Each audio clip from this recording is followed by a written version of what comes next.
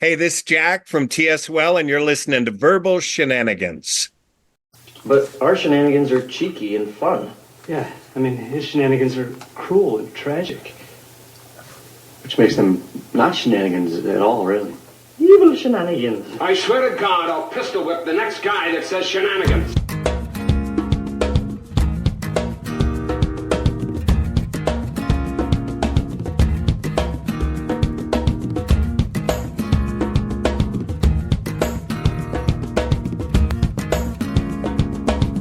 Hello, everybody. Welcome on back to the show as we climb on up towards 500. It's weird. It's 500, close to 500 episodes. I've been staring either in person or virtually here on the information superhighway across cameras here. And what Mike doesn't know, this is the first week I have turned the camera on. Huh? In close to 2 years, because let's face it, he was getting grotesque. He explained last week he was getting pretty gnarly looking. It was kind of like you were stuck in the bell tower of a castle, if you will. And I don't believe I use that description. Yeah, Scott. And it's funny because we've had a couple guests who said the show is. It's probably not a good fit for them. We had Tower from the American Gladiators, I think he sells real estate in California or Ohio, and you don't know why he didn't want to do the show. And then even the guy who played Max from the Saved by the Bell told you Alonzo that you chased for years trying to get him back. 5 years, and he just said it wasn't a good fit. Did you ever think that maybe the reason wasn't our content? Maybe it was the visuals. Maybe it was you, Scott. I looked at myself in the mirror every single one of those days, and I still love myself every single day. So by rule, everybody else loved myself on every single one of those days, whether it was short hair Burlew, long hair Burlew, or current Burlew. So in your eyes, people would view some of the videos we put up every once in a while, and they probably mute the audio and just watch the visuals, is what you're saying. Yeah. And they'd be looking at my long hair and be like, beautiful, amazing. I want to climb it like a beanstalk. Yes. Now, those of you who are just tuning in, who have no clue who we are, Mike did not cut his hair since COVID. So we're talking about 4 years now, 3.5 years or whatnot, right? Yep, pretty much, yeah. COVID started really in March of 2020, so pretty much from early 2020 until last weekend, I just said, keep going here. Let's see what happens. Yeah, no, I'll post a video. I was waiting for you to kind of get your hair cut so we could post a video. I was able to do the first Burlew trim in 4 years. Yeah, I was a little disappointed you didn't keep the hair. You don't know that. I dug it out of the trash when you left, and I've been just trying it on every once, wearing it around the house a little bit. I put a lock on my pillow every night. It's been weird for my relationship with my wife, but I told her, you just don't understand me. See, what's going to be amazing is you said you probably going to stop at 2 kids, but when you realize you want the third, and you're like, wait a minute, I got DNA. Yeah. And you just go to every doctor and scientist there is. It's find an egg in my wife, take this hair, tie it together, let's see what comes out. So you're theorizing that I'm going to get DNA and want children that look like you and impregnate my wife with your DNA. I mean that sounds awkward, and I'm impregnating my friend's wife. I mean, maybe you could do something. It's once if I dip it in my sperm and then put it on my wife's egg. So then there's 3 of us in one for this new child. So you thought it was awkward before when you proposed that. It was weird that you said that it would be weird to impregnate my wife with you, but now your proposal is that we mix our sperm somehow and make a 3-person version of a baby. Well, my sperm won't be involved. My hair will be involved. Like, think of my hair as like a chicken tender, and you dip it in your sperm, and then you put it in your wife's, I guess, mouth in this scenario, and there you go. You have a third child. I think that's going to be a beautiful kinship between the three of us, to be honest with So you. for the second week in a row, you just threw some chicken analogy out there that makes absolutely zero sense. Well, this week I went with chicken tenders. Totally different from the barbecue chicken from last week. Yeah, yeah. Do you think we're gonna get to the point where they're able to engineer, because they could do so many amazing things with IVF and genetic counseling, and like where, like, let's say we were a throuple, me, you, and my wife, right? And we really wanted a baby, where there is a way to mix me and your DNA and then combine them with my wife's DNA. So it does come out like 33.33% me, 33% you, and then 33% her. I mean, with the way science is going and the abilities to like look at every piece of DNA down to the microcosm, I can't fathom they can't figure out a way to go, wait a minute, if I grab a little from here and put it on there, look what we got right here. I mean, every great horror movie starts like that, but this will be the one beautiful movie. Like every other movie that's like, well, let's try something with genetics comes out horrifically and there's a monster and everybody's scared and people die.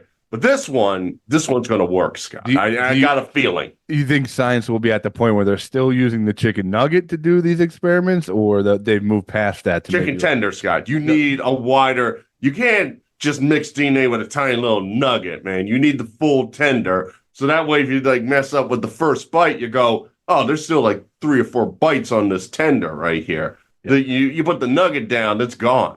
I think we're going to get to the point where, where years from now, where like celebrities and whatnot, DNA is available to you a little bit. So if you're like, I always had a crush on Leonardo DiCaprio. I love the way he looks. I want to get a little bit of his DNA for my baby, and then mix him with like a little Sean Kemp or something like that, and Lenny Dykstra in there and make a super baby. Yeah, I mean, we have OnlyFans right now, so we just make only sperms. And I feel like, I mean, if you think they charge enough as is, some of these celebrities, the only sperms, that's next level right there. You're talking about retirement money right there. You ain't making a bad movie after this because you're just hanging back and getting that sperm money. Yeah, ironically, you've been trying that on your OnlyFans, selling your sperm and mixing it with other people's.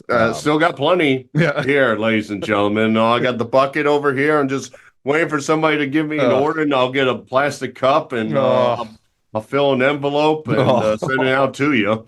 I'm gonna throw up. I felt a little nauseous when you said I got the buckets.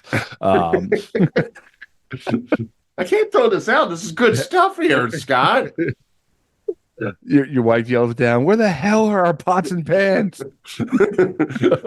They're down here. Don't touch them, honey. We gotta buy another set. $1 million idea coming though. $1 million. Yeah. So get out of there. So when as we backtrack to a normal story, Mike, he got the word from the wife that it was time to go get chopped up. Yeah, like the synopsis was, as I was driving up that Sunday to see you, like we were kind of chatting about stuff, and I kind of said I looked at the picture with you and me put up on Verbal Shenanigans, and I was like, yeah, it's getting a little unruly and whatever. Maybe it's time or whatever. And like literally within 3 minutes, she's already like, I texted my hairdresser, it's done. Saturday, we're going. It's on. And like it was like shut down. You set it out on the earth. There's no backsies. This is going to kind of happen right here. Was there any hesitancy where you're like, no, or were you just like, like almost like were you almost relieved in a way, like, like she made it happen, because maybe I wouldn't have actually followed through. I mean, I don't think I was emotional in either direction. I mean, I always knew at some point that was going to end. this look. To be brutally honest, I never thought out the whole end process. I mean, we jokingly talked about like, let's have a bit where you cut a little off. I thought about like, can I donate the hair? How's this go? And it, like I said, it just got to a point where it's like, all right, I'm exercising and the hair's getting in my mouth, and wind comes when I'm like trying to do something or bending down, and it's all in my face is I getting a little still too would have loved to ridiculous. see cornrows for a day. I still would have had loved to see that. Just That would have been interesting, you know. I Yeah. mean, I think I had plenty enough to make it happen. you would have looked like riffraff. You would have been Probably. Like I could have like walked through Atlanta and they'd be like, "No, go back, go back. No, no, no, no, no, no." Do you think if you donated your hair, you would have the urge to go visit your old hair every once in a while? Like, would you want to know who received your luscious locks? Well, I would like demand like monthly emails of thank yous and all the glorious stories of them like showing up in certain places and then saying, "My God, that's the most beautiful thing I ever saw in your head." and Dear stuff like cancer that. kid, how's my hair doing? Yeah. Do you treat it well? Do you wash it? How are you feeling? Dear cancer kid, you keep talking about yourself a little too much for my taste. Let's talk about my hair. Yeah, it's just kind of like when like the wheels went in motion, it's like, okay, whatever. And there was a little there was never like a hesitance. There was a little of like, this was kind of fun. This is like the first time in my life I've ever tried this going to an end and whatever. So I had no issues with that. I think where I've had the most issues so far is since the new hairdos come in. As we kind of said on the show before, I'm like the poor Jason Alexander or Larry David, if you will. I have stories probably that could fit right into Seinfeld or Curb Your Enthusiasm, and I don't have the money to show for it.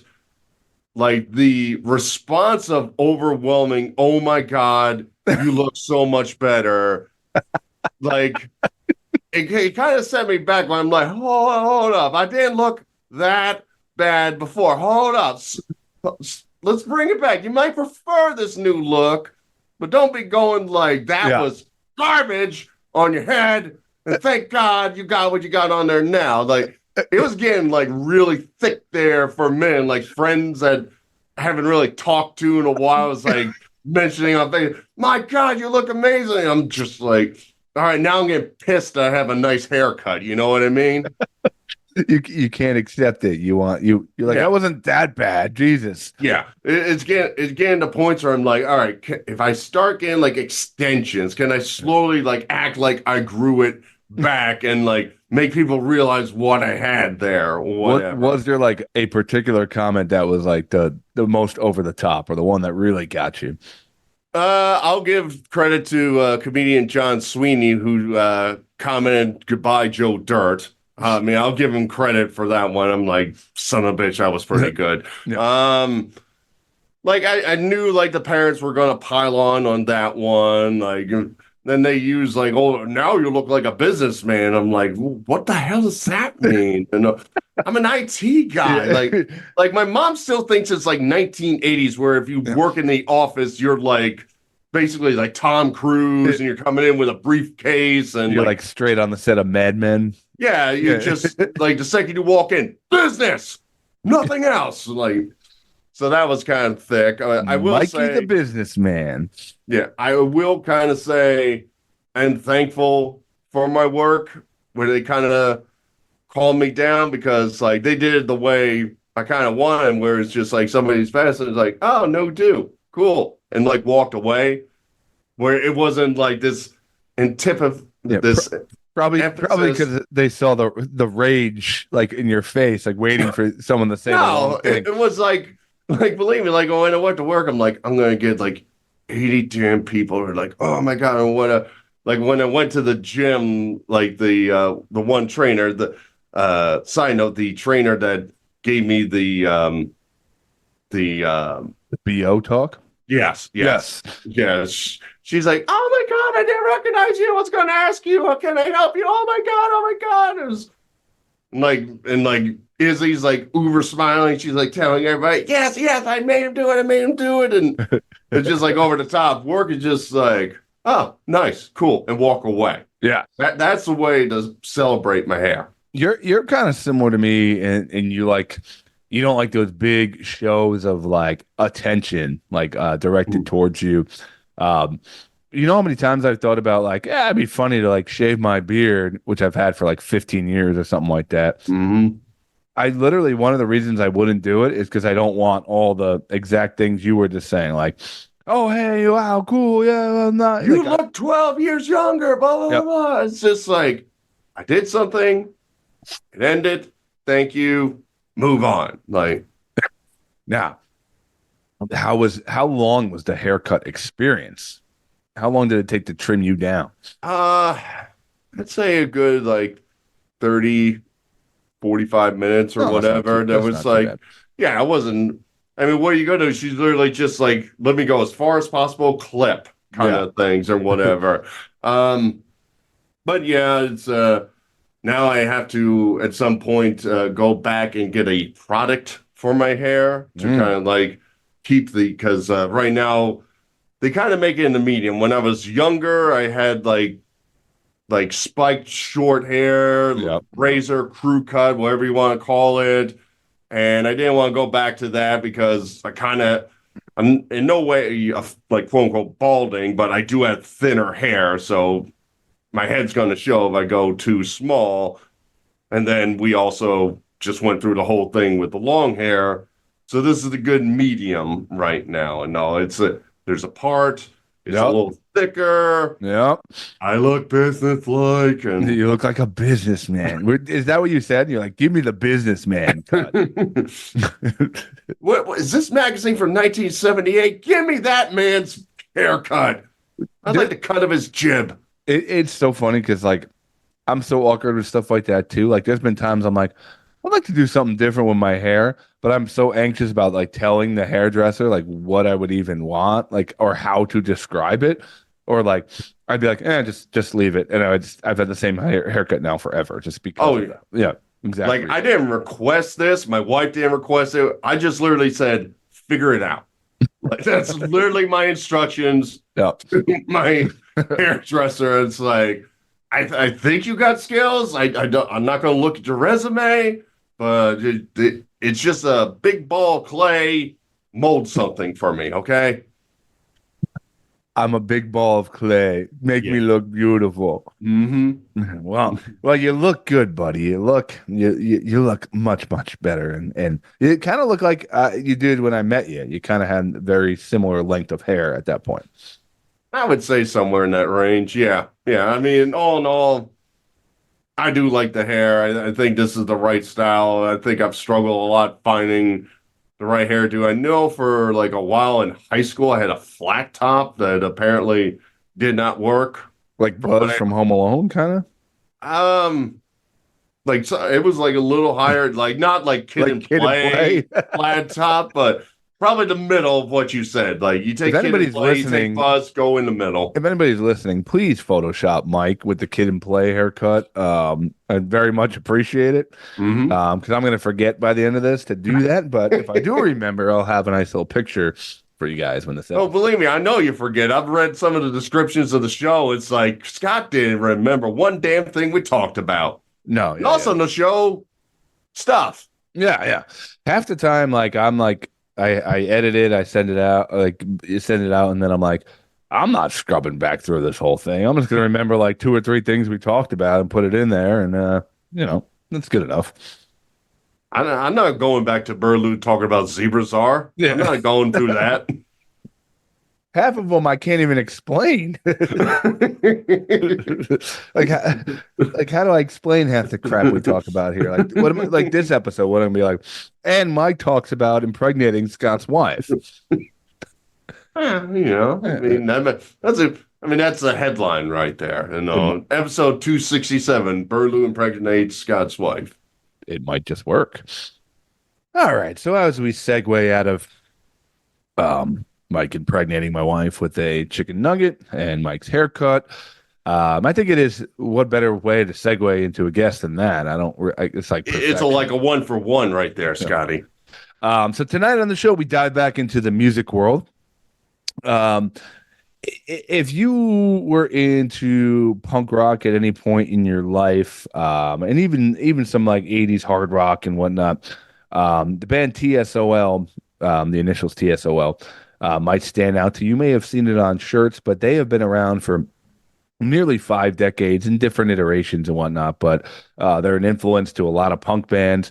And they are actually just coming out with a brand new cover album. So it's very cool to see the longevity of this band. Another band on this show that we've the longevity is insane when we go through some of these groups. But we have the lead singer and frontman of T.S.O.L, Jack Grisham, coming on the show, and he gives us a fantastic interview with a lot of unique perspective and some funny stories. So without further ado, here is Jack. Hey, how are you doing? Jack, how's it going? Going good. I wasn't sure if Jennifer joining was like a new alias you were going under. Or Oh shit! Does it say Jennifer? God, I should fix that, man. Hang on. I was like, he's because pulling another one. My girlfriend, I haven't gone completely that way, but my girlfriend sometimes uses the Zoom. Oh yeah, no problem, man. She used it, and then it went to her name, and I haven't been able to get it to go back to my name yet. Oh, yeah, there we go. Every week we got someone named something different, and we have no clue who it is coming into the room. So at least you didn't come in with like a cat filter on or something like that. So. Did you ever see that one where the guy had some bucket? I don't know. It was like a picture of something. The guy was in a work meeting and he forgot to change his moniker or whatever, and it was like Anal Intruder 75. something so fucked. It's like, really, man? Yeah. Stop reminding me of that. That was very embarrassing. Okay. So Jack, thank you so much for giving us a few minutes of your time, man. Oh, I'm stoked. Where are you at right now? You got a nice stogie. You got sunshine still coming through the window too. So I'm in Huntington Beach. Gotcha. And the only reason I'm smoking in the house is because I'm moving out of here next week, and they're going to redo the whole house. They're pulling out the carpets, couch is going somewhere else. It's all getting painted. So I'm moving. So, I burn incense every day. A smoke's not going to hurt. No. So Jack, I guess the first thing I got to ask you is, we're coming up on like 50 years of you doing music and doing this and several iterations of T.S.O.L. and what does it seem like 50 years for you? Now, no, it doesn't. Like sometimes I trip out because I have to remind myself, hey, you're a grown up, man. You're a grown up. I'll tell you, the only time I feel old is on stage because I have literally had kids come up to me and say, hey, my grandfather got me into you guys. I'm in Denver one time and I go to sound check. I'm at a sound check and there's this old dude on a walker. Like I think he's like the club owner, whatever the hell he is. Right. So we're hanging out and he says, so I'm standing there and he goes, hey, Jack.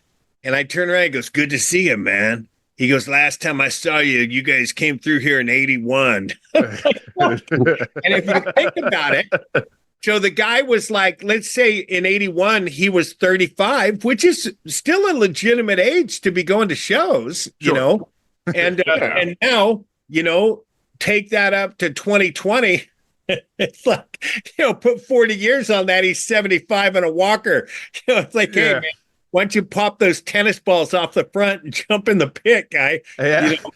I think the key though has to be to not stop though. Like we've talked to a lot of bands who've had these 50-year, 40-year. I mean, we talked to the guys from Creedence Clearwater. We talked to the guys from Foghat, and I think that seems the key is to really not stop, to really keep it going. Otherwise, I feel like if you stop, it does kind of catch up to you quickly. Well, I think, and for me, a lot of the key is to keep working and not see. The trouble is the fans or whatever can lock you into something because they want to hear this. They want to hear this record. They want to hear this thing. They want to hear this thing, and they all talk about it. But I think they forget that in the end, a lot of us are like, I don't want to say artists. I'd kick my own ass if I heard myself call myself an artist, but it's like we want to expand and try stuff and do things, man. Like I like to keep busy working. I love to work and I like to push myself into trying stuff I've never done before. Yeah, I saw a great quote. It was like, seeing someone after 10, 15 years and like, oh man, you changed. And like, your thought should be like, thank God. Like, thank God I'm not the same guy from 50. You should be changing and evolving constantly. Yeah. And my usual response is, you haven't. Yeah, right. Which is, it's like, and I get, I get it, man. But if you and really trip, like music's such a weird thing now. Like, could you imagine back in the 70s if you were listening to music from the 30s? That's what it would be like. It's like, well, we're only into the 30s here. Yeah. It's like we like the Hucklebuck, okay? Yeah. Well, because I remember like at the start of like punk rock, we were calling bands like Led Zeppelin, Aerosmith, all that. Those were dinosaurs. That's dinosaur rock, man. Well, they were in their 30s. Yeah. I mean, those guys were maybe in their 30s. So it's like, what are we, troglodyte rock? Fucking know what it would be. I listened in an interview where you said getting into music was an accident because you never felt like you're a great performer. You just had to scream. So I'm kind of curious as like, you started getting into the band, you're starting doing stuff. Do you feel confident and all just because you're like, oh, I'm just screaming? Or is there ever like an imposter kind of fear of like, oh my God, what am I doing on stage? How the heck is this working? It's total imposter syndrome all the time.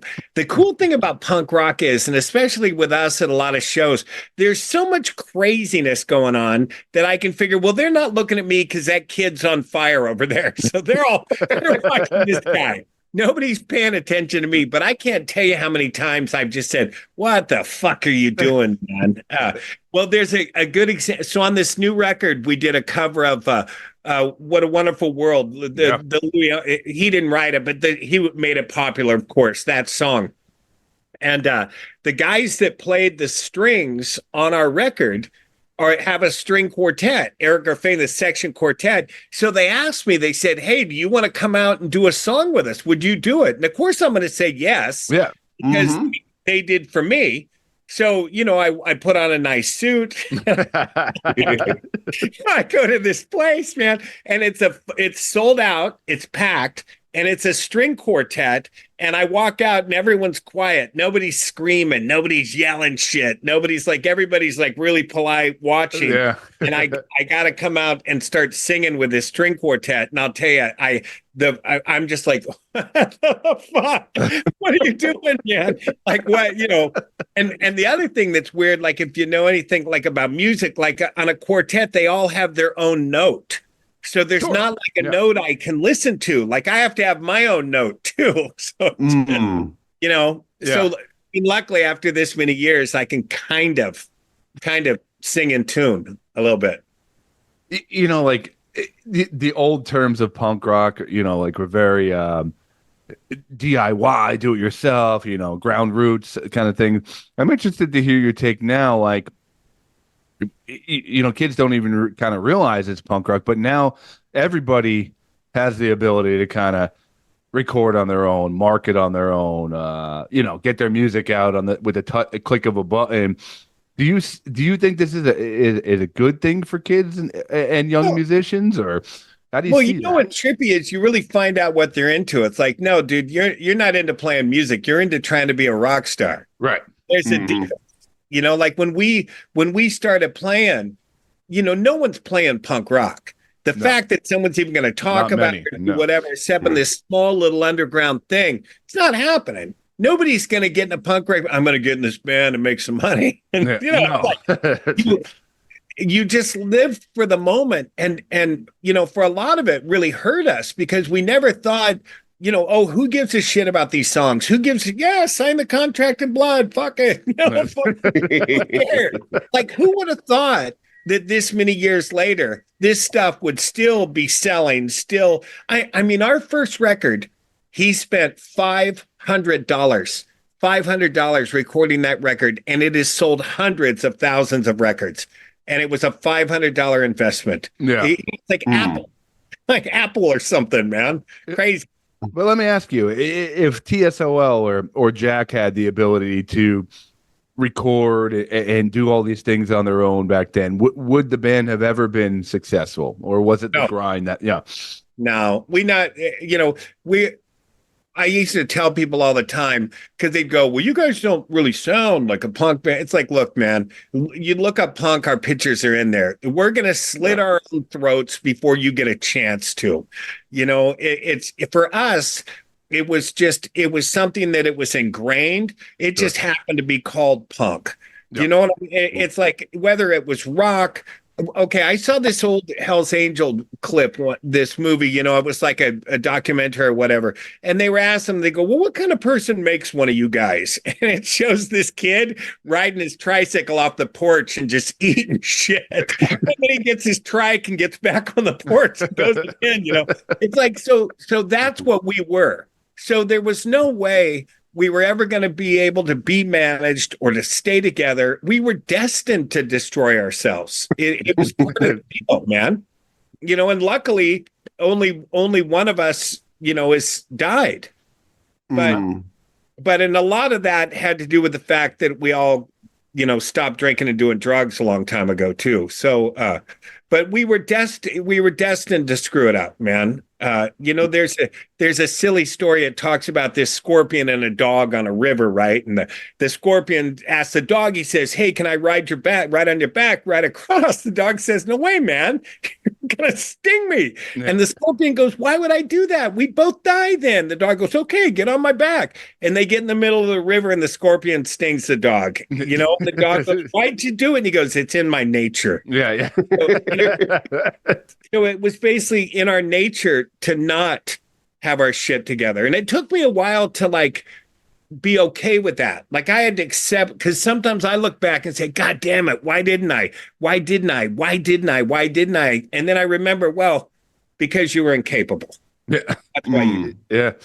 It's funny because I look back at my band playing days in high school, college, and we used to get so creative about recording, and we were driven. I remember my friend dad had an old abandoned doctor's office. We'd get the keys and set up like a studio and be hiding mics under cushion, just trying to figure it out and have fun. Yeah. And now, I have all this recording software in front of me, and I can't tell you the last song I sat down and wrote or tried to put together. Like, it was the grind was the fun part. The creativity was the fun part.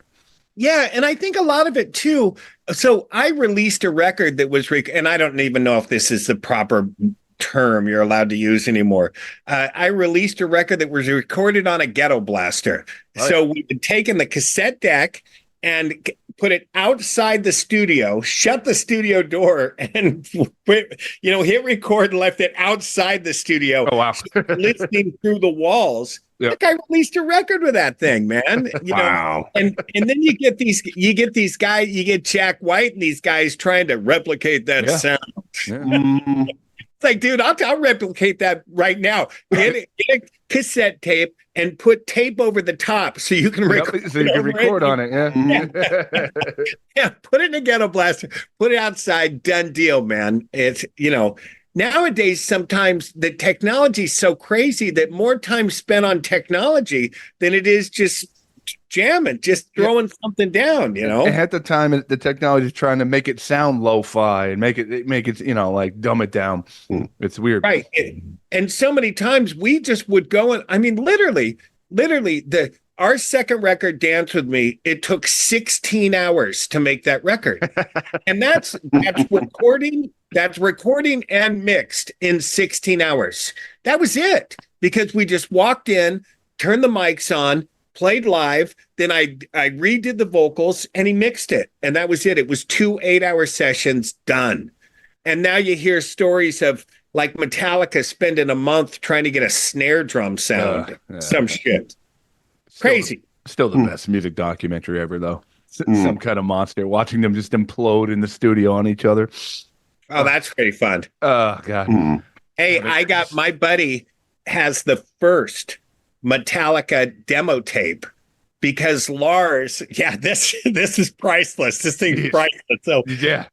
so my buddy had the only dual cassette recorder around when you could take a cassette and dub it. Yeah. So Lars had gone to him and said, "Hey, will you dub this?" And so he kept the original tape. He just took the couple copies, but he left the original cassette tape there with him. So anyway, God, he's that's crazy. Yeah. I mean, he can't sell it. He'd be sued in an instant. So, That's true.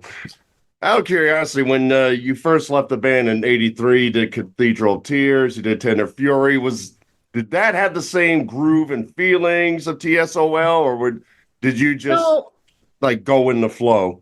I would just like when I first did this Cathedral of Tears thing, it was, really loungy and whatever. I just wanted to get away. The violence in punk rock had become punk on punk violence, which I was never a fan of.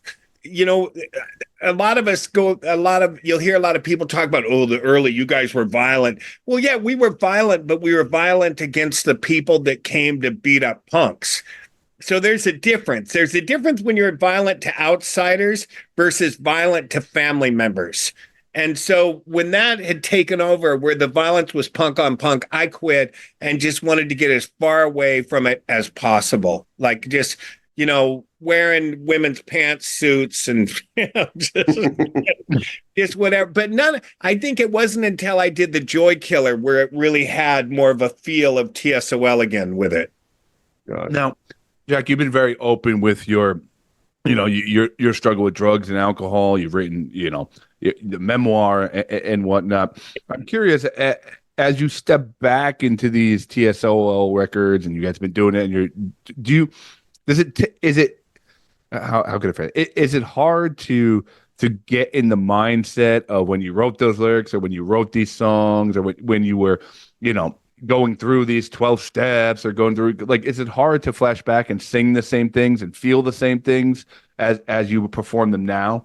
No, certain records, yes. But for me, so up until the end of T.S.O.L, my drinking and drug use, I'm smoking weed. I'm smoking weed and I'm drinking whatever, but I'm not, into the cocaine. I'm not taking a bunch of pills. I'm just high schooling it, man. Oh, we got some mushrooms. Let's eat these mushrooms. Let's drink. It was just basically high school shit.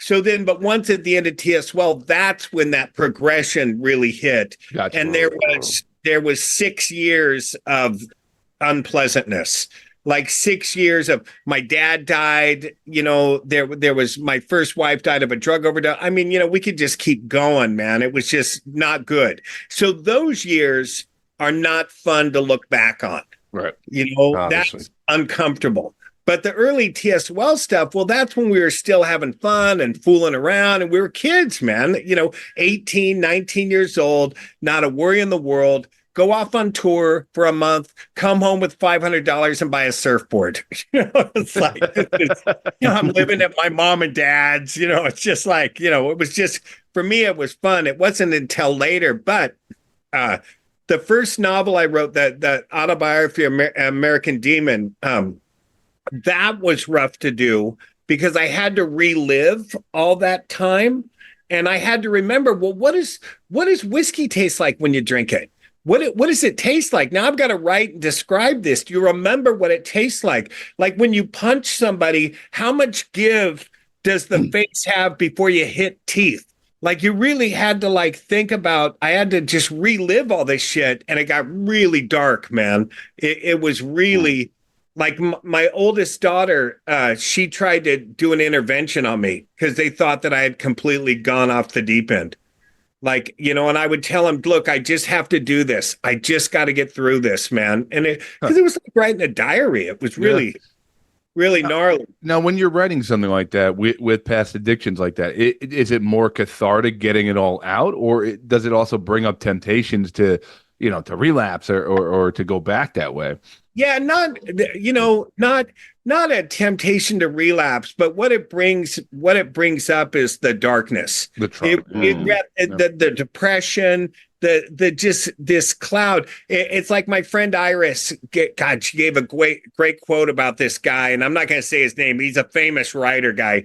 And Iris said, God, he's so dark when he walks in the room, the lights flicker. So it's that kind of it's that kind of thing. I mean, you're sitting there thinking about the end. Like you're thinking about, like for me, I was thinking about what did it feel like to walk into the delivery room when my daughter was being born, when everyone in that room hated you and didn't want you there except the mother. The mother was still trying to hold it together. All the relatives, the nurse, anybody involved, man, just walk in that delivery room. They just look at you, scumbag, scumbag. Yeah. And the guilt, when all of a sudden you have a child and it's almost like, okay, so there's a scene in the American Demon book where I'm robbing a house. And in the middle of the robbery, because there's fantasy, it goes in and out. In the middle of the robbery, I see basically a ghost. And it's a little girl staring at me. And I freak out seeing this little kid. And I set the stuff down that I stole. I set it down and I kind of back away to walk out of there. Well, what that ghost actually was, in my mind, was my daughter nowadays looking back and seeing her dad being a thief. I had just put it into the book, but that's really what it is. It's my daughter seeing me be trash, Yeah. Now, as you guys came back together, now for a while, T.S.O.L was like a formation of other things. They became more of a rock band. Was there a gripe with those guys? And is it true you guys were also doing concerts in the same cities as them under your name? Yeah, it was kind of a bummer because the singer of T.S.O.L, Joe, was actually married to my sister. Oh, geez. Wow. We were all living in the same house. And, so there was two TSOs under one roof? Yeah, well, the singers, two singers. And I mean, I could hear Joe in the kitchen going, sue those fuckers. God damn it, man. And to me, I just couldn't see like what they did to me was, God bless them, whatever, with the high holidays and all that. And I know a lot of people like that stuff. But the attitude of the original TSO was this: no rock stars, no heroes. Fuck it, man. I'm going to change my name on every record. We're just going to play. We're going to do whatever we want. And then when I left the band, when Todd, Gregg, and I left the band in 83, then they turned into something else. Now they kept the name because there's already a following. Now they're into the rock star thing. They're looking this way. There's managers. There's big record labels. And they became what we were against. So to me, I'm like, yeah, you guys are a joke. That shit's a joke. But to them, it wasn't a joke. So there was like a lot of tension and, and we were playing shows. We weren't using the T.S.O.L name. We were just playing under our last names. Huh. And we'd be playing a sold out show at an auditorium, and they would be playing at a club. So the non-TSO would be playing a sold out show at an auditorium, and the TSO would be playing a 200-person club, lightly attended, across the city. It's a funny dynamic to think about. The two TSOLs living on their. No, that is funny. That is like a sitcom almost. Like the two guys in the same van doing different venues at the same night. Like it was crazy. But I tell you, it did so much damage, man, because no one knew what was going on. You don't know. So I'd have guys come up and go, so when were you hair metal, bro? It's like, dude, I'm not even going to try to explain this to you. Yeah. It is too difficult to explain this to you. And that went for years. They were still, as far as I know, still doing TSOL, a whole version. I don't even know who's in that band except Joe, the singer, like down in Brazil saying we're TSOL. Still doing like the rock songs or whatever they're doing. So no, you see it all Crazy. the time. It's sad. But so what ultimately brought you guys back together to do this again? well, it was weird. So first of all, it was money. It was money because I didn't have any money. I was broke. I just gotten I couldn't even hold a job, man. I had just gotten sober, and I was working a job where the back child support people was coming out of my pay. Welfare reimbursement, victims restitution was coming out. Like every government agency you could think of had a hand in my pie. And I was making $75 a week. Oh, That's nice. what I was making. Living at my mom's, no car. We didn't bring you on here to brag so much, Yeah. Well, so that's what I was making. And so along comes, Gary Tovar at Golden Voice, and Gary said, "Hey, we'll pay you $20,000 for a show." I'm like, "Oh, that's 5 years work." Yeah. Yeah. And it was for money, but the trouble was I was the only one clean. And that was the problem because I just couldn't take it anymore. Those guys were messed up, no practices, I mean, there's a famous story. So we hadn't played together in 6 years. When we went to first practice, nobody shows up. Second practice, we show up late. Mike Roach, our bassist, shows up with no bass. He's got no bass. Oh, nice. So we can't play. The next practice, he shows up with pieces of a bass and asks the guitar player to put it together for him. Our drummer was doing so much speed that he had 100-piece drum kit, all in pieces on the floor that he would constantly be polishing. Right? My God. It was like the Dream Theater drum kit for T.S.O.L. I love oh my God, yeah, the Neil Peart craziness, and so what happening was our bass player was borrowing basses, and after every practice he'd pawn them. And he'd I was just going to ask you, was this a selling and buying? In between. So we get up to the show. When we get to the sound check of the show, he doesn't have a bass or an amp. And luckily, Flea from the Chili Peppers let him use his rig. No. But Flea put a guard on it. So there was a guy that was in charge. Mike was not allowed to touch the bass except on stage and play. And it was so crazy that when we went out to play, Mike played it. He started the song. He played a completely different song. The first song he played a completely different. I mean, it was a shit show. And then, that's another great idea for a show. Like, say you got a show on Friday, you have a week to come up with an instrument. Yeah, and you're not allowed to know what the set list is. Yeah. Nobody knows. You have to guess what song's first.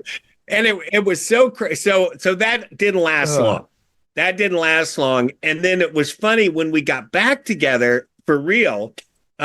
Somebody had asked me if I would do this. I would basically play with a backup band. And it was with Devo and all these guys. It was like a cool, like a party, right? Right. Yeah. And so Mike Roach, our bassist, I was working at the studio and I told these guys I'd do it. Roach shows up. I tell Roach about it. Now Roach is sober too. So Roach goes, "Okay, hey, I'll do it." I go, "Look, there's no money, man. There's no money in this. We're just going to play. It's a party for fun, right?" Roach goes, "No, it sounds good." And he goes, "Ron's sober." So our guitar player, Ron Emery, and I'm thinking, really? He's sober? Because last time I saw him, he's living in an alley, in the bed of a truck with a blanket over it. And so we ended up playing this party for free and just for fun. And then we never looked back. We played together ever since. So that was in 1989. So it's been, 25 years. Yeah. Wow.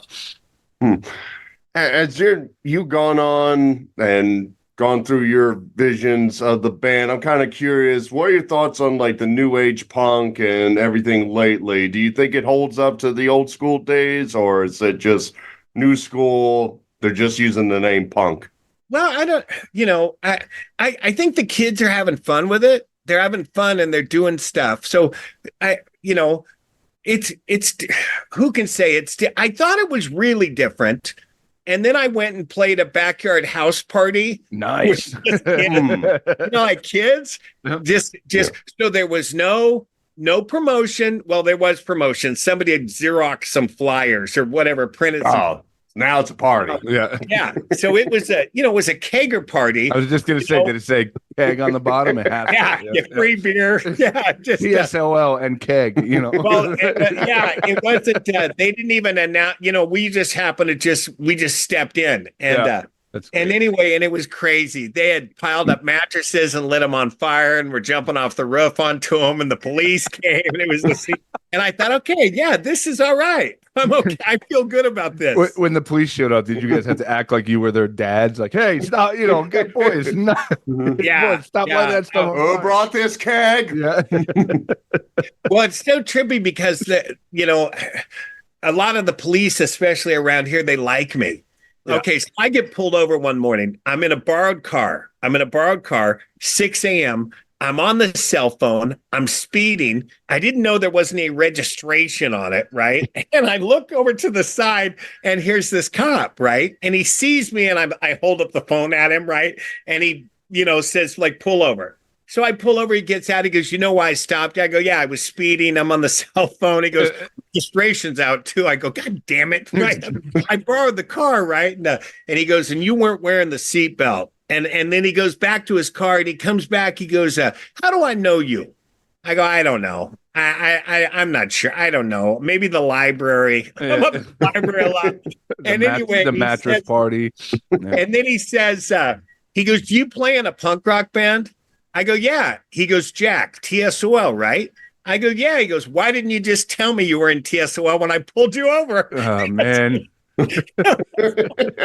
looked at him and said, why the fuck would I tell you that? Now you're going to do that the next time you get pulled over. And the guys would be like, please, sir, get out of the car. What the hell are you talking about? Well, and what's funny is it turned out that I had helped one of the other officers down at the station. I had helped his kid with a drug and alcohol issue. Oh, awesome. So the cop said, hey, you got a real good name at the station here. He goes, very cool. Just keep it up. And he said, hey, does that seatbelt work? Show me. And I put it on. He goes, all right, I'm writing you for a seatbelt ticket, but I'm signing it off. There you go. Nice. That's awesome.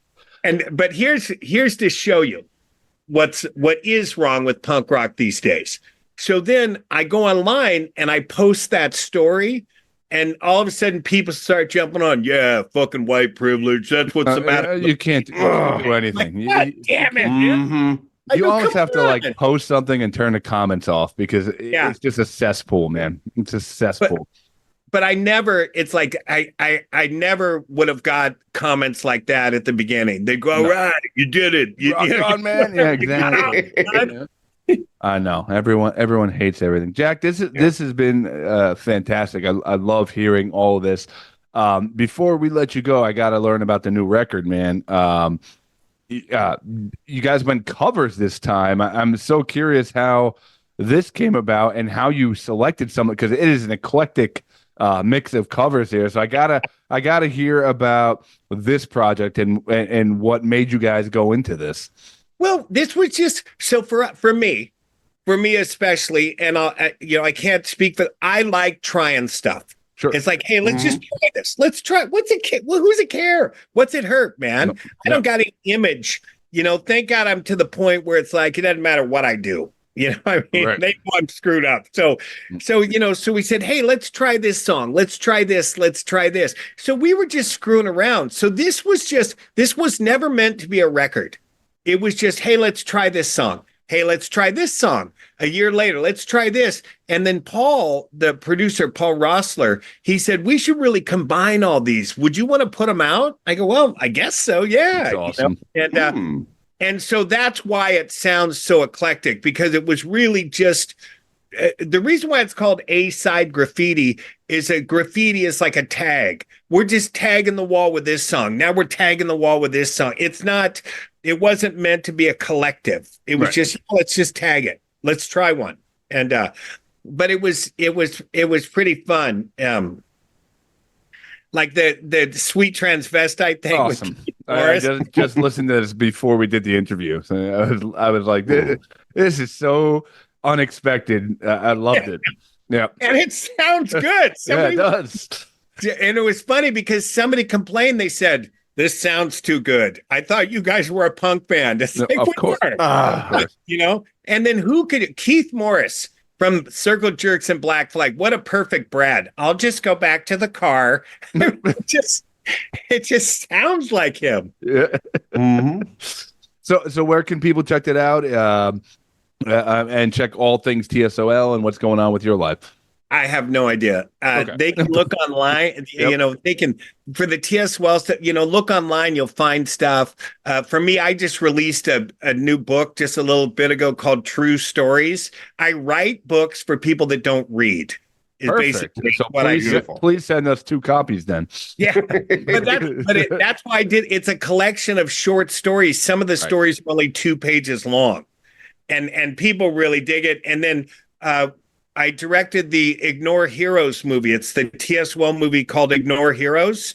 And you can find that on streaming and all over. And it's unlike any music documentary ever made. It's different. And there's no talking. It's just us. It's the people that were in the band or paid us or the club owner, whatever. It's a real tight thing. Anyway.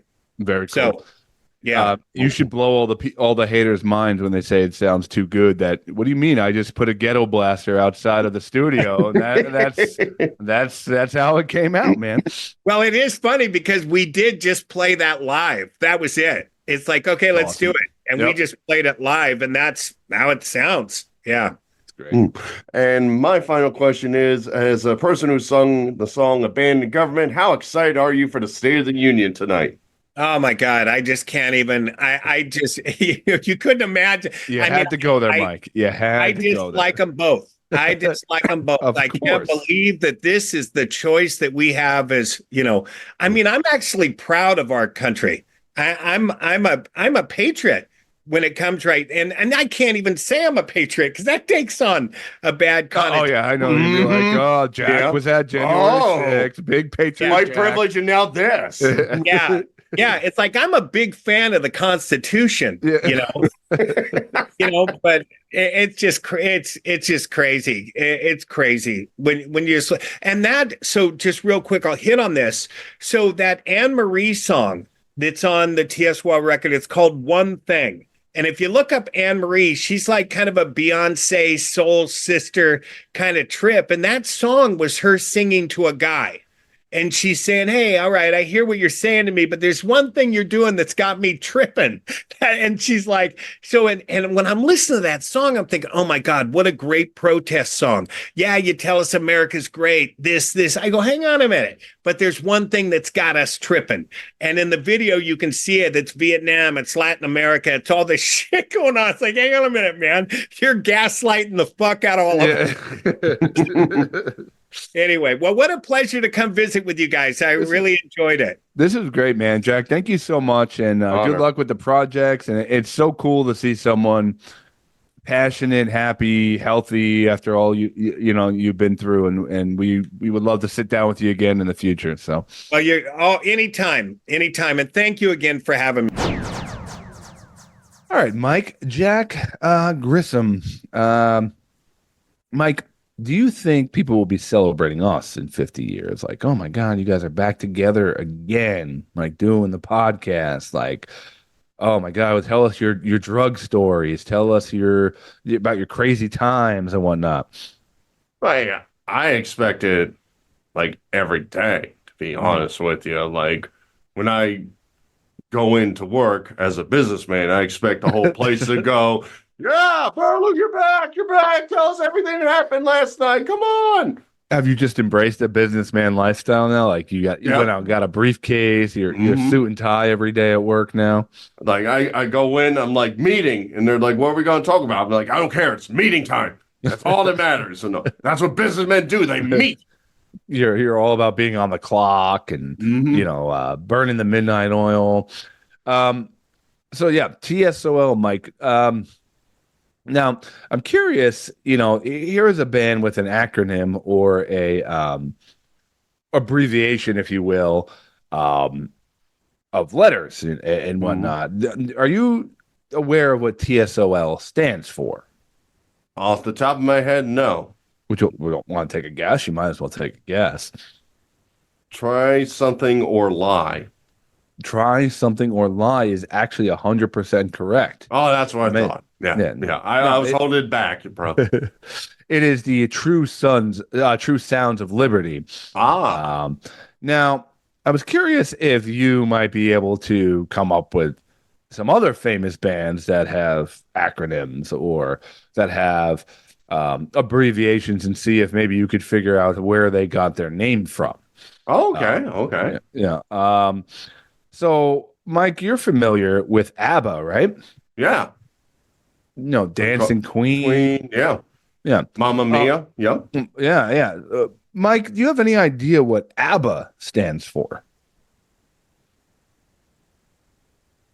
Swedish pop powerhouse band ABBA. What in the world does ABBA mean? A band bringing awesomeness.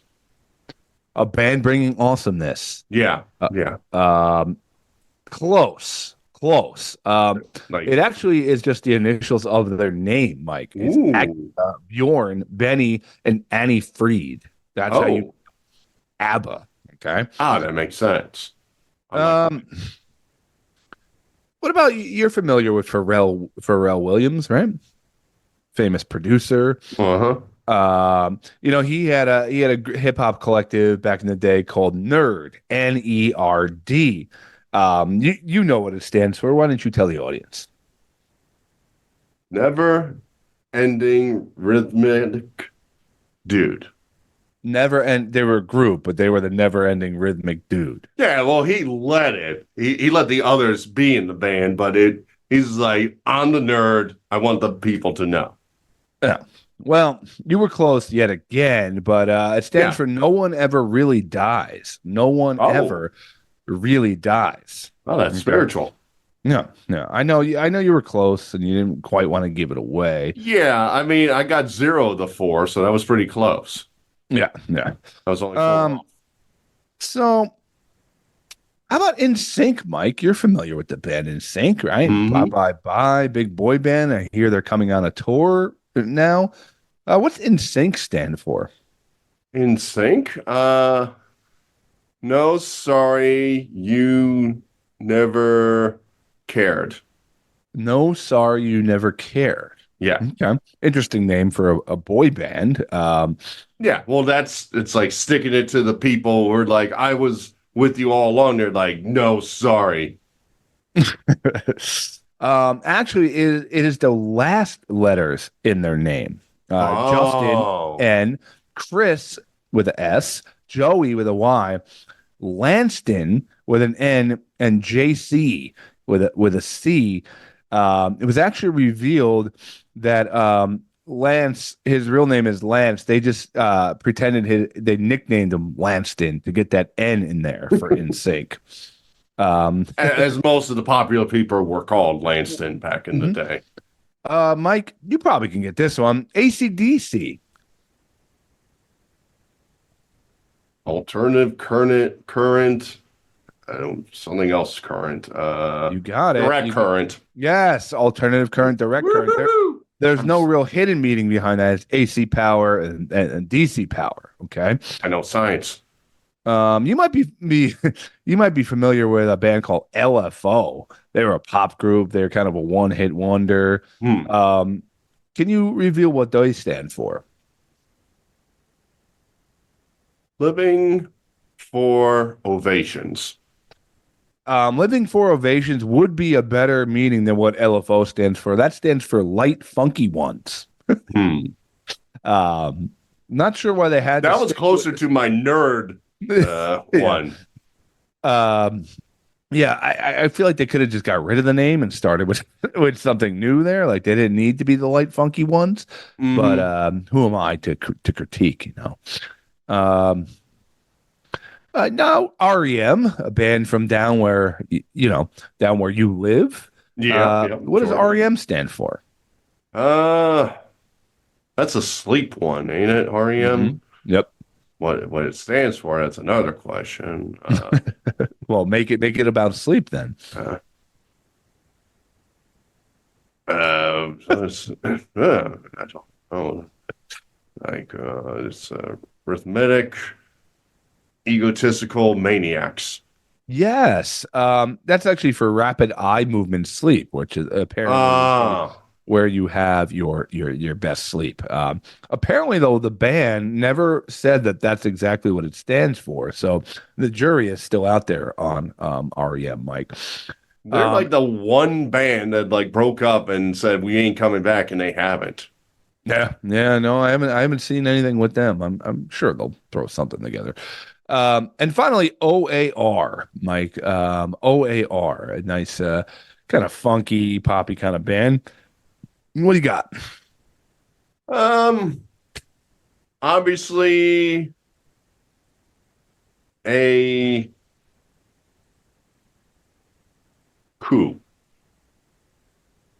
Obviously, a coup. Yeah. Yeah, they're kind of underground. They try to overthrow governments like the Chumbawamba people and all So that. the R stands for coup. Yeah. Yeah, it's a silent R.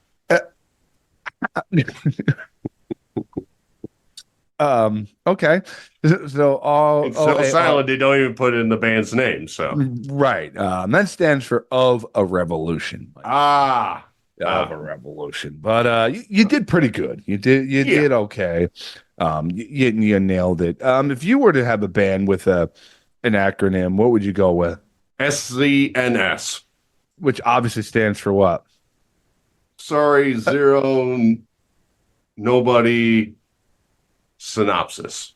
Right. I believe there's a band that we interviewed on the show called SZNS. I believe it was Seasons.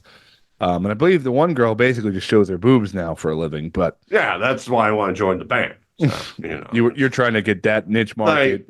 Like I would just be on stage like, hey, everybody, I'm just here for the boobs. And just like we'll be here for 3 hours.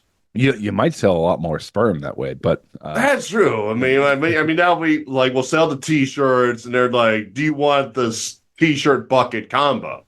Yeah, the T-shirt bucket. Yeah. Well, anyway, Mike. Anyway, today while I was supposed to be working, I was just messing around with graphics and whatnot, and I was just playing with AI and playing with art and playing with filters on pictures, and I made this little funny bear. He kind of has a green, he has a green shamrock necklace, and he has green eyes, and I just put Verbal Shenanigans Pod because you can see it on Instagram. I just put it up there because it's just a cool looking picture. But Mike, it made me a little sad that we haven't checked in a long time. It's time for some bear news, Mike. Oh my God.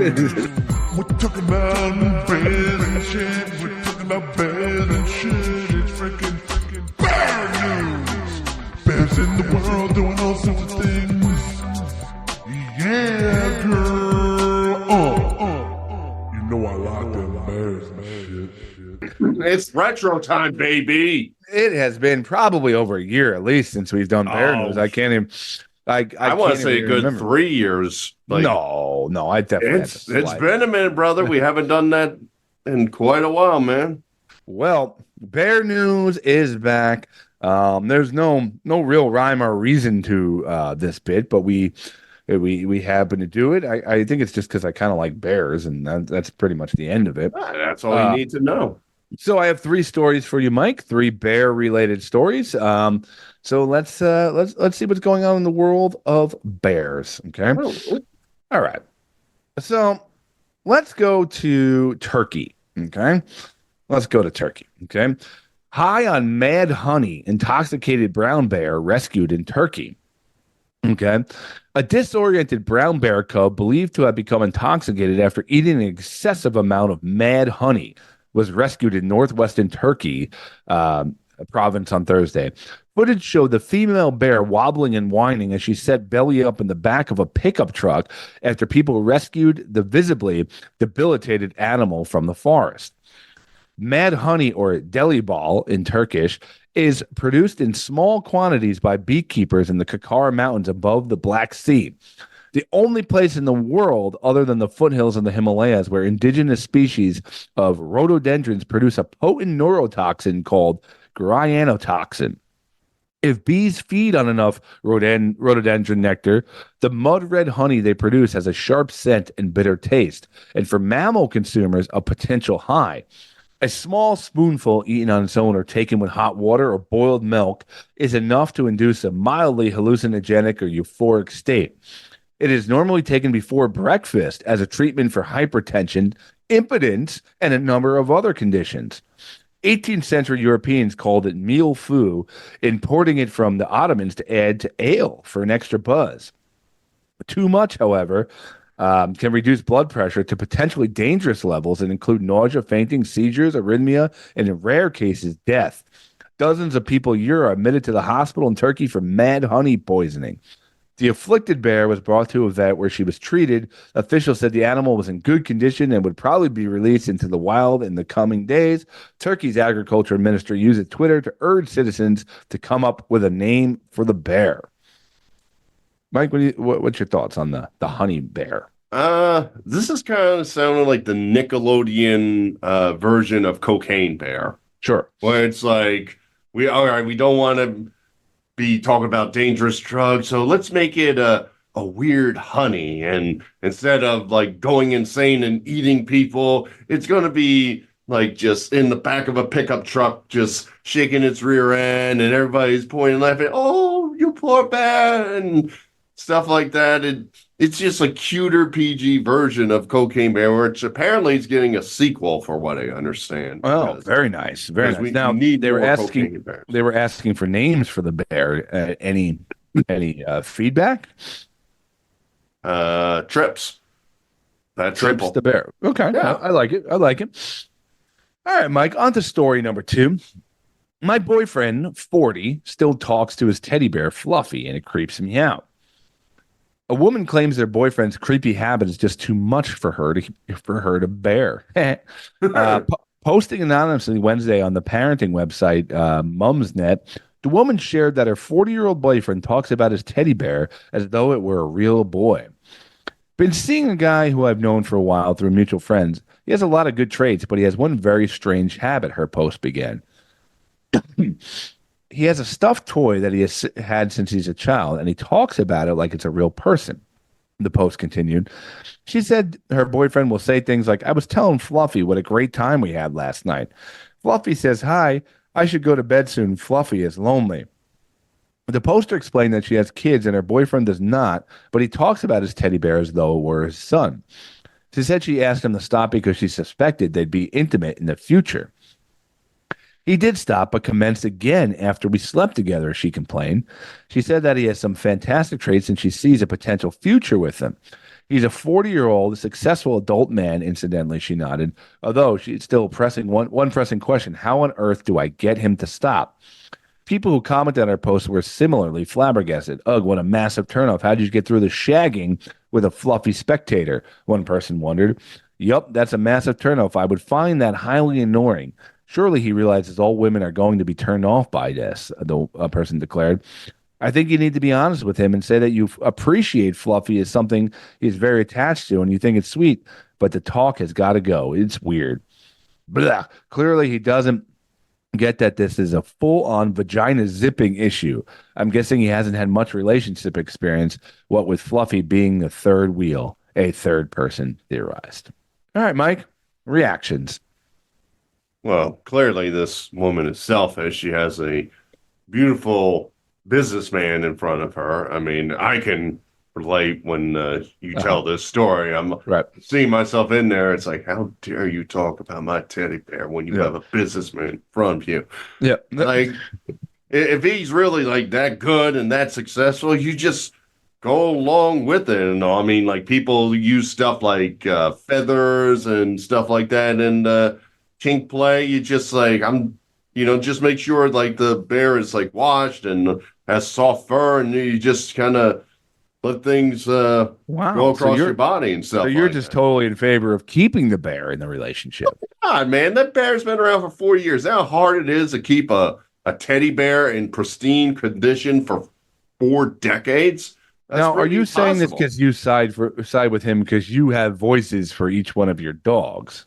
No, that has nothing to do with it. I will say I technically somewhere in the house is my teddy bear. Now I don't have the same thing as him. Like I literally thought one day one of the dogs shoot up and I went, eh.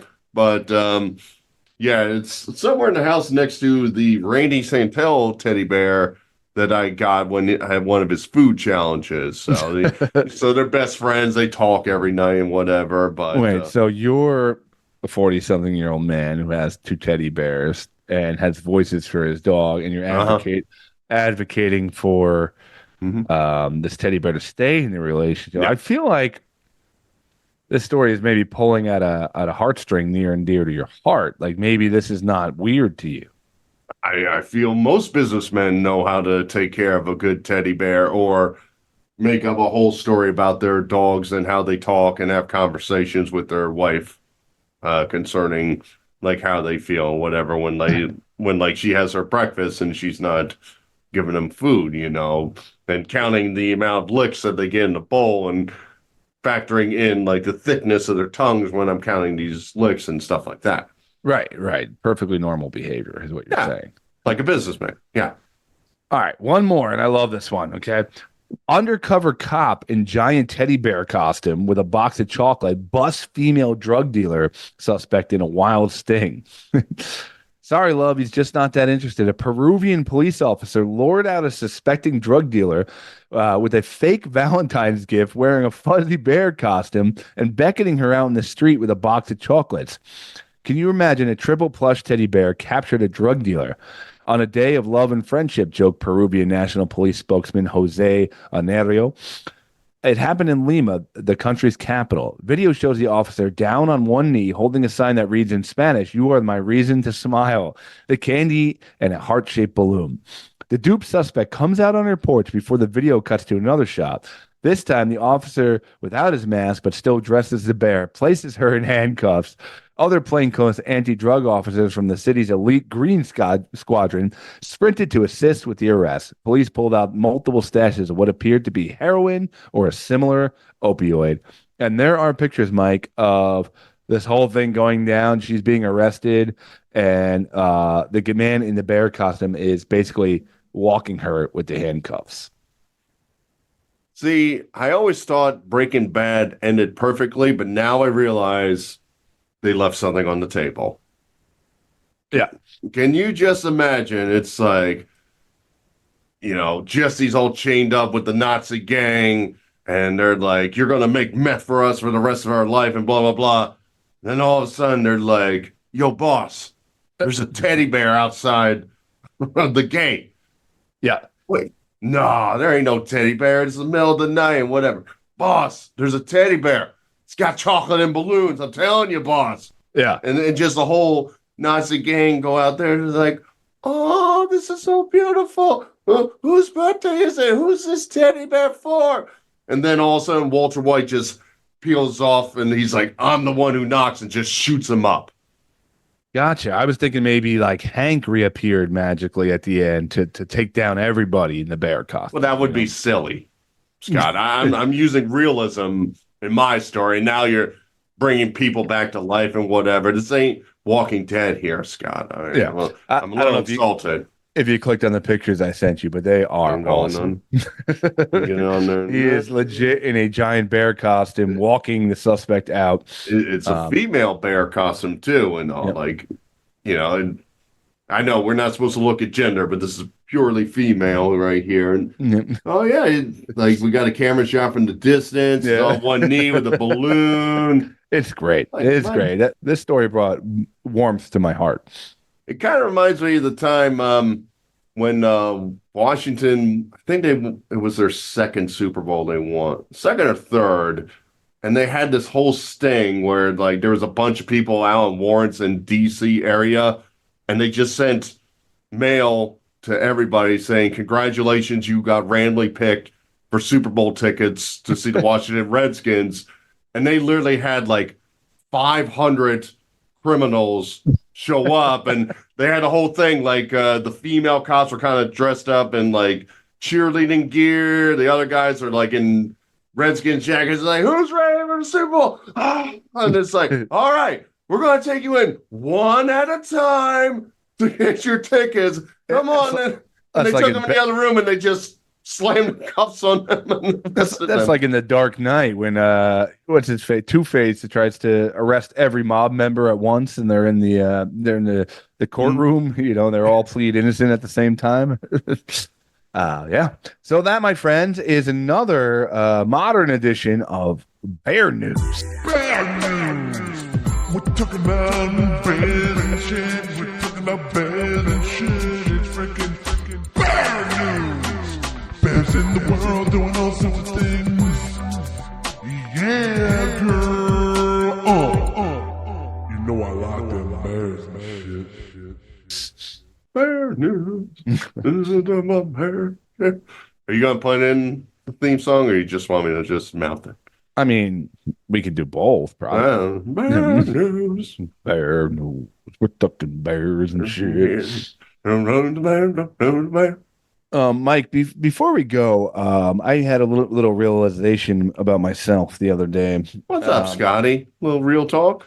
Yeah, I went to pick up my son from daycare, and you know, he sees me and he gets all excited, like, Daddy, you know, and he comes running to me and we start to gather our stuff, you know, to go home.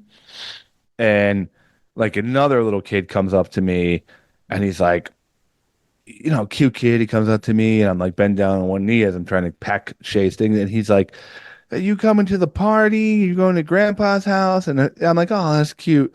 And all of a sudden the kid like grabs my face and like tries to like kind of hug me and like squeeze my face. And I just like kind of like push him away, like, no, Yeah. like not into that, really. You've been said on the show, face touching is one of your kind Yeah. of peeves. If you Yeah, will. face touching, really, I don't even really like it that much when my son does it, when he like squeezes my face or whatnot, but I put up with it because he's my son. But I realized I am not that nice to kids that aren't mine. Like I was just like I love when my son hugs me and plays with me and we wrestle around. But when other kids come up and like hug me or get too close to me, I kind of like shimmy away and kind of like don't want to be touched by them. I mean, it's good of you not to want to have strange kids touch Thank you. I'll give you a clap for that. But Yes. like, out of curiosity, when the kid did that, like, what was the time frame from reaction and kind of like shoving him, get out of my way?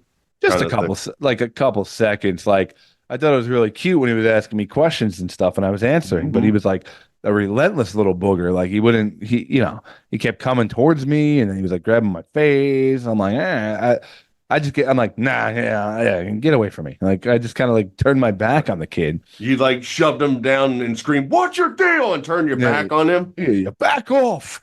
Off. This is my face. Yeah. You mean? Don't touch my face. I think I just don't like being touched in the like on the face at all. And I don't like being hugged that much by people I don't know. Oh, so out of curiosity, how was your reaction a week before during a surprise party when you were staring at what you figured was all your guests and all of a sudden something came from behind? No, see, that didn't bother me because the minute I heard that Southern twang or however we describe your voice, I knew it was you. Like, I kind of business-like, yes. Yeah, when I heard that business tone and I felt your tie slide across my neck, I was like, oh, the you business. felt it hug and you're like, this gentleman faxes stuff. Yeah.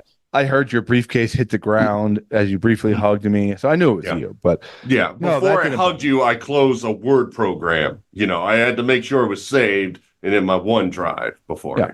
How are you with that? Are you like with like people like being touchy feely or getting too close? Are you okay with that? Or are you awkward in these situations too? I'm definitely a little awkward. Like, as like we go out with my wife's friends and other people, like, I don't know what the rapport is anymore with like is it now kind of passe to hug or whatever. Like, I'll kind of give like one example. I remember I went out with a friend and his wife, and we met up at a restaurant, and I went up to his wife. I gave her like a small hug and like a small little like peck on the cheek, like the usual high stuff, and like the whole night. She's like, I don't like to be touched. I don't like to be kissed, and like it was like Oh. brought up Oh, she brought it multiple up. times. Oh God. Where it's like, at first I'm like, oh, I'm sorry, I won't do it again. And then it got brought up again, and it got brought up again to the point where it's just like, I will grab your arm and smother you if you keep this up in a conversation. Do you understand me? Yeah, I hate when it's that in between where you don't know if you're doing a hug, if you're just waving by, or if you're giving a kiss on the cheek, and then it's just that weird kind of like those couple seconds of awkwardness and figuring out. There's times where I thought we were gonna hug, and I like go in a hug, and then it becomes like a wave from 3 feet away from each other, like bye, like not a great feeling. Yeah, how do they feel like when you approach them about the sperm idea?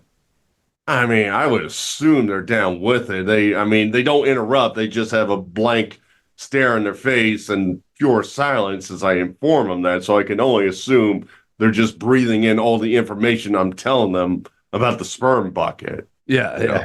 Like I'm guessing in the back of their head they're going, maybe we should start a sperm bucket business. I don't know. You never thought that maybe that's why the woman was freaked out so much. She's like, please don't touch me. Yeah, spermy. Come to think of it, bucket I brought up the bucket first and then I kissed her. So yeah, that maybe I did it in the wrong order. That's what I messed up on. Okay. Yeah. So I don't know. I'm just realizing it, even like, and I love kids and like I love like reacting with kids, but even kids like there's a boundary where I'm like, ugh, too much. Yeah, like I remember I was at one place and the kid was like uber wanting to hug. I'm like, no, fist bump, buddy, fist bump. Yeah. Like I didn't even really know like the woman involved. It was just we were out at a place and she had a kid. I forget what the kind of syndrome is when the kid is overly trying to get hugs from strangers. I forget what it's something psychological or whatever, but like she explained it, and I'm being nice, but like every 5 seconds, like hug, I'm like fist bump, hug, fist bump, and it's just this back and forth, and then eventually I just smacked him in the face, fist bump, Right? Yeah, just cold cocked him real quick and said, "Get away from me." Yep. But all right, guys, that is it for today. So what we've learned today is we've learned about possibility of mixing each other's sperms. We learned about hair and sperm. Don't mess it up. Don't mess it up in the description as we talked about earlier. What the hell, man? We learned that don't compliment Mike on his haircut. We learned that Mike is really good at picking out band names, and we learned all about bears. So all in all, just a good week on the podcast. Mike, before we go, anything to promote? I'll just promote. I am going to be doing the Atlanta St. Patrick Parade 5K Run Walk this coming weekend, March 16th. Nothing really on needing any donations or whatever, but if anybody's interested in some of these runs that goes through Atlanta and so forth, go to Atlanta Run Club. They send out registrations, and usually around the holidays, of different fun runs and going through the city. My favorite one will be coming up in the summer, the 4th of July run that's televised. If you recall, I sent you a video that's got me skipping at the end. So if you're interested in that, go to Atlanta Run Club and look up some runs to do. That will promote for the second week in a row, but for different reasons. So here in Denville, they just recently opened up a brewery in the last year or so called Diamond Spring Brewing, which me and Mike went to and hung out for quite a while and enjoyed. And it's a great place for the community. It's right on the main street. But they are so if you are a craft brewery person in New Jersey, or you happen to be a fellow resident here in Morris County of Denville, they're having a hard time with the zoning board here in Denville, where they're getting a bunch of flack for their outdoor space and their use of their outdoor space, with potential that the brewery might be forced to relocate if things don't go. their way. And if I could sum up this brewery, the brew house indoor area is the size of a gas station because it was a gas station. So you're talking maybe 6 tables could fit in there max, where the outdoor area is the real intrigue. There's fire pits, there's people hanging out, dogs hanging out. And for them to lose that would probably decimate their business. So I'm promoting Diamond Spring Brewing, and that if you are local or getting involved in local politics, there is a zoning board hearing part 3 Wednesday, April 17th. So there's a lot of support here from like Jersey breweries and whatnot, and the town as far as, making things right and making things make sense. So I'm sure Diamond Spring Brewing will put stuff up on their site and whatnot about it, but go support local business there. Now, Scott, should I show up with my new haircut and in my business look so they know, oh, dang, this is serious? We better give them the permit. Slap that briefcase on the table and be like, I like their beer. Let's solve this. I don't want to brag, ladies and gentlemen, but I am wearing a tie right now, and I like beer. Yeah. So other than that, guys, I want to thank Jack for coming on the show. Go check out T.S.O.L's new album. We got a bunch of different things coming up. So life is good over here. And other than that, guys, life is funny. Laugh at it. Keep the wind at your back. Sperm kegs coming this fall. I'm gonna throw up again.